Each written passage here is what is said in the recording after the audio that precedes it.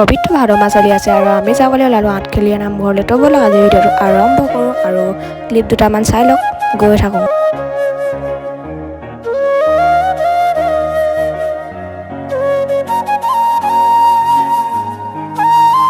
আৰু গাইছ আমি পালোহি এতিয়া মেইন গেট আৰু এতিয়া সোমাই গৈ আছোঁ, চাই থাকক।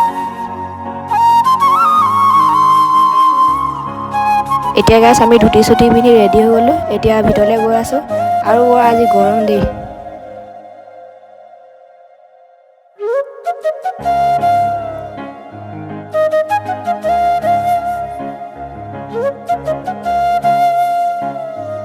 কাৰণ আজি দেওবাৰ আৰু মানুহ বহুত ভিৰ হৈছে ইয়াৰ নামঘৰৰ ভিতৰত।